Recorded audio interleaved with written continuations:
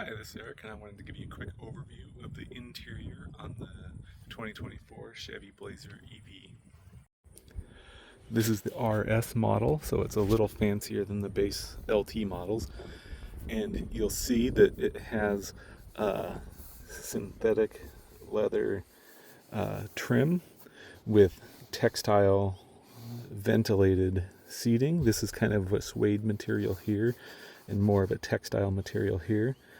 And you'll see it has nice red trim lines here for a little extra sportiness, and stitching is red and blue.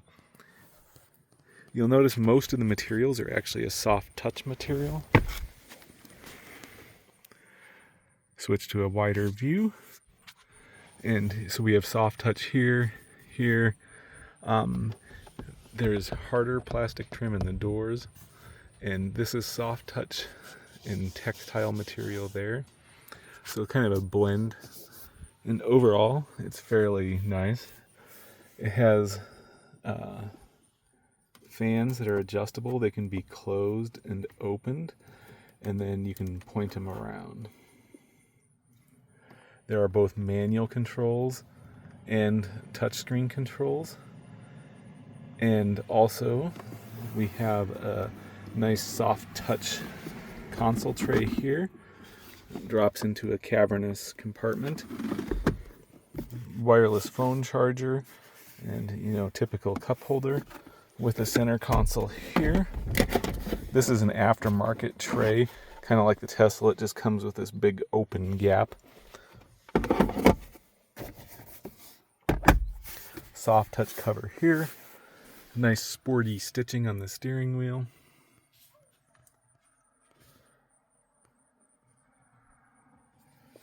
And a suede material on the headrests.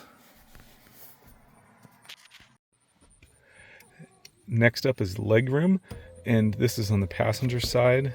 I'm going to show you minimum legroom. Let's make sure I can get in here.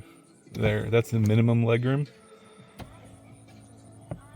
And I'll go to the maximum legroom.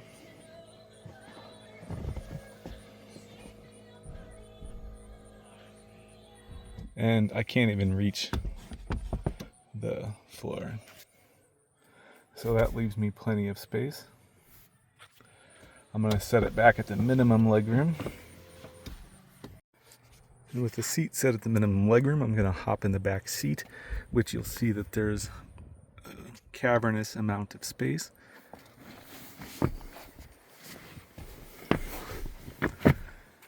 I am 6'1" tall and 32-inch inseam. I have 12 inches of knee room here, so about 9 and an additional 3. So get a top-down view. I can actually stretch my legs out straight. Down under the seat. With the seat in kind of a mid-level position, there's a good 6 inches of toe room.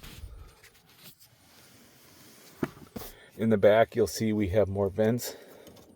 And again, closed or open and in between. And you can move them around. A couple USB ports and rear seat heater controls. In the back, everything is similar. You have some textile door trim with hard plastic here and kind of a stylized plastic, glossy plastic here. We also have the same headrests in the back, kind of a suede material and fake leather on the back. Headliner is just a typical textile headliner. It's slightly padded. Headroom, I have a good 4 inches of headroom back here, and most of my height is in my torso, so having 4 inches of headroom is huge in the rear of one of these vehicles. So trying with the front seat all the way back, and I still have 3 inches of knee room.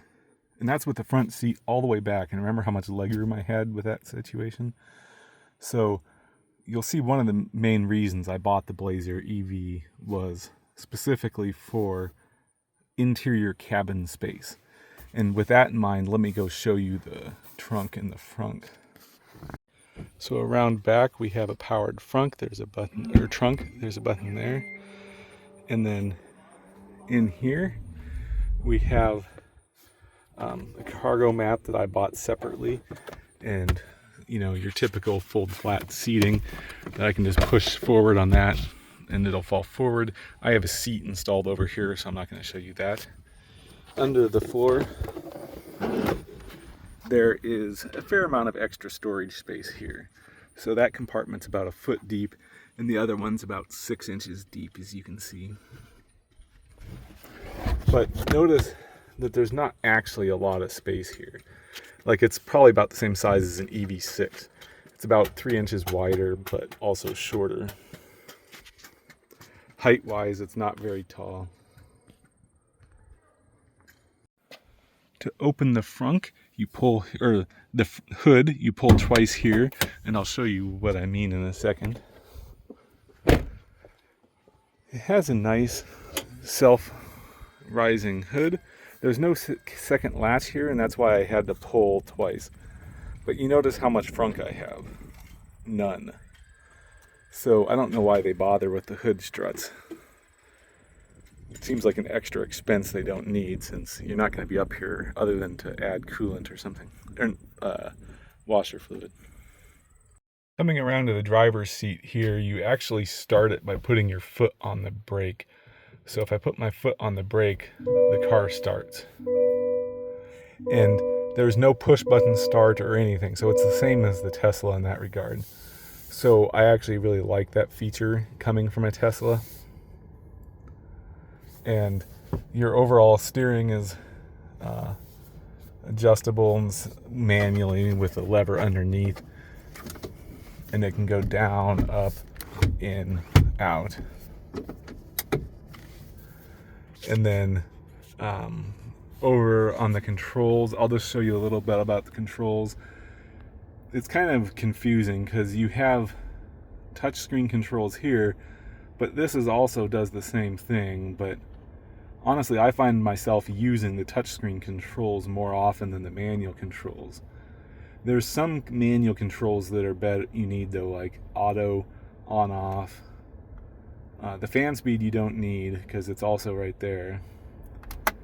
And then the defroster buttons. So I like having the defroster buttons manual, but they could actually get rid of this knob, the fan speed, and just keep the on, off, and auto buttons.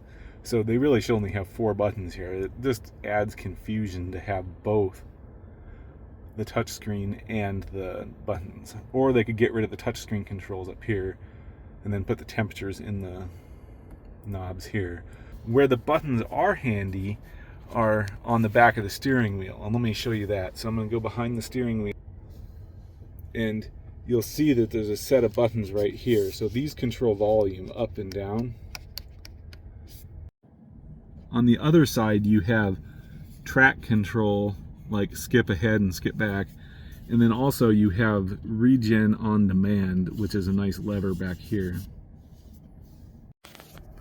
Also, you have manual controls for the turn signal. And then washer for the front, washer for the rear, and your headlight control and brights.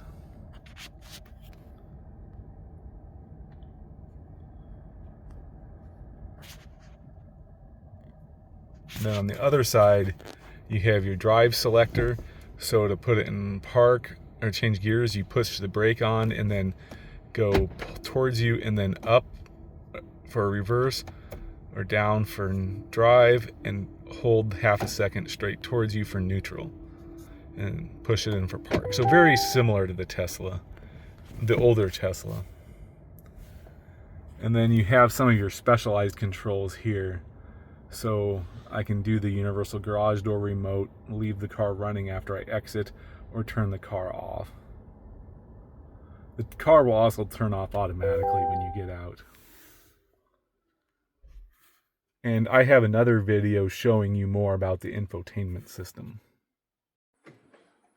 So that was an overview of the Blazer EV. interior, let me know if you have questions, and thanks for watching.